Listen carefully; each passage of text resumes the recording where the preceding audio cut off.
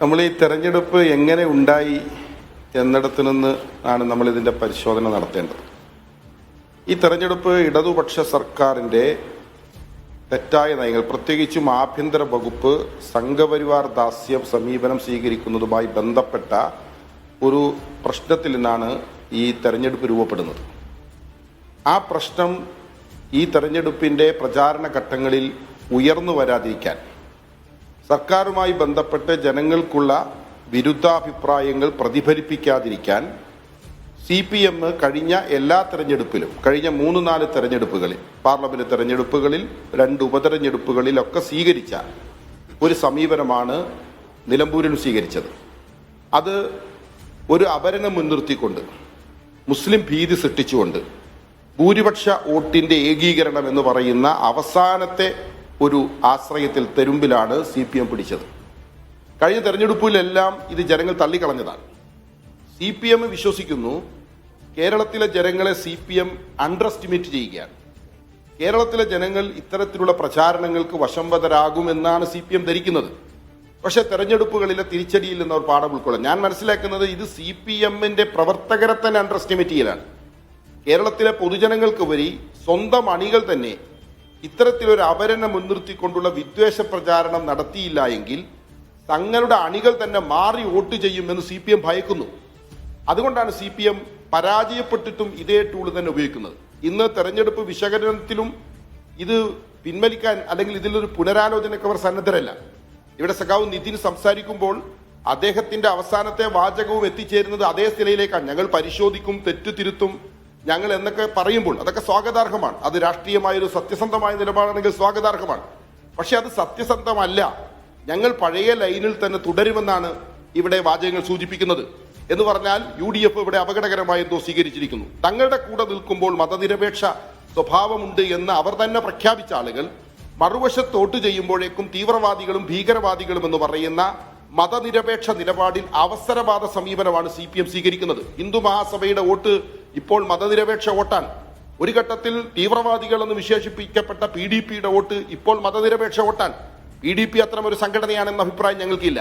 പക്ഷേ ഇപ്പോൾ അവർ മതനിരപേക്ഷവും മുമ്പ് തീവ്രവാദവും എന്ന നിലപാട് സ്വീകരിക്കുകയാണ്.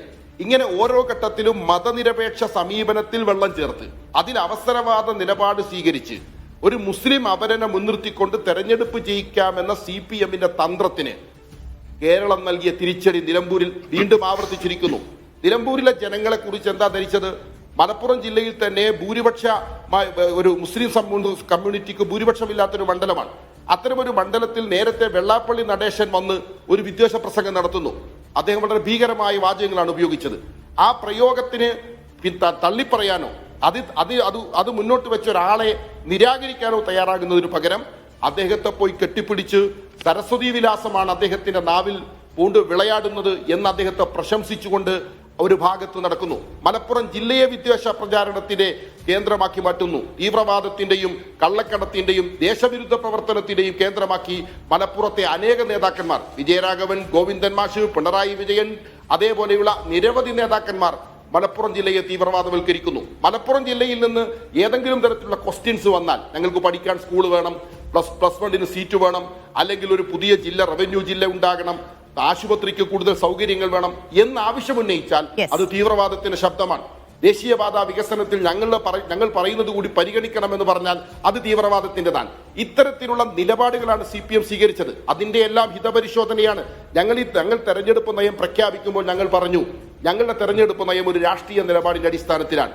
കഴിഞ്ഞ 9 വർഷമായി ഈ സർക്കാർ തുടരുന്ന സംഘപരിവാർ പ്രീണന നയം, ആഭ്യന്തര വകുപ്പ്, പോലീസിന്റെ സംഘപരിവാറിന് കീഴ്പ്പെടുത്തൽ, ഇത്തരം നയങ്ങളുടെ ഹിതപരിശോധനയാണ്. മുഖ്യമന്ത്രി പറഞ്ഞല്ലോ, പ്രതിപക്ഷ പാർട്ടി സെക്രട്ടറി പറഞ്ഞല്ലോ, ഇത് ഞങ്ങളുടെ ഭരണത്തിന്റെ പരിശോധനയാണ് എന്ന്. എന്താ ഇപ്പോൾ അത് സമ്മതിക്കാത്തത്? ഇപ്പോൾ എന്താ അതിൽ നിന്ന് മാറുന്നത്? തെരഞ്ഞെടുപ്പാണ്, ഉപതെരഞ്ഞെടുപ്പാണ് എന്ന് ചുരുക്കി അതിനെ ന്യൂനീകരിക്കുന്നത് എന്തുകൊണ്ടാണ്? ഇവിടെ ജനങ്ങളുടെ ഈ വിധിയെ മനസ്സിലാക്കാൻ കഴിയണം. നിങ്ങൾക്ക് തെറ്റിദ്ധ ഇപ്പോൾ ഗോവിന്ദൻ മാഷിന്റെ സ്റ്റേറ്റ്മെന്റ് ഞാൻ ശ്രദ്ധിച്ചു, TP രാമകൃഷ്ണന്റെ സ്റ്റേറ്റ്മെന്റ് ഞാൻ ശ്രദ്ധിച്ചു. ഇവിടെ പലരും പറഞ്ഞത് ആ നേതാക്കളെല്ലാം തെറ്റാവർത്തിക്കുകയാണ്. തങ്ങൾ വിഴുങ്ങിയ വ്യാജത്തെ ജനങ്ങൾക്ക് മേൽ അപരണം മുൻനിർത്തിക്കൊണ്ടുള്ള ഭീതി ഉണ്ടാക്കാമെന്നുള്ള ഒരു തന്ത്രത്തെ ജനങ്ങൾ നിരാകരിച്ചിട്ട് പോലും അത് സമ്മതിക്കാനോ തിരുത്താനോ മതനിരപേക്ഷ നിലപാടിലേക്ക് അതായത് വരാൻ താങ്കൾ പറഞ്ഞു വരുന്നത് തയ്യാറായിരുന്നില്ല. എൽ.ഡി.എഫിന്റെ ഭാഗത്തുനിന്നുണ്ടായ അത് വർഗീയ പ്രചാരണങ്ങൾക്കുള്ള ഭൂരിപക്ഷ ശക്തമായ വിഭാഗത്തിന്റെ മറുപടി തന്നെയാണ് ഏകീകരണം നിലമ്പൂരിലേത് എന്നാണ് ഞാൻ നിങ്ങൾ എന്ന 4 പേരും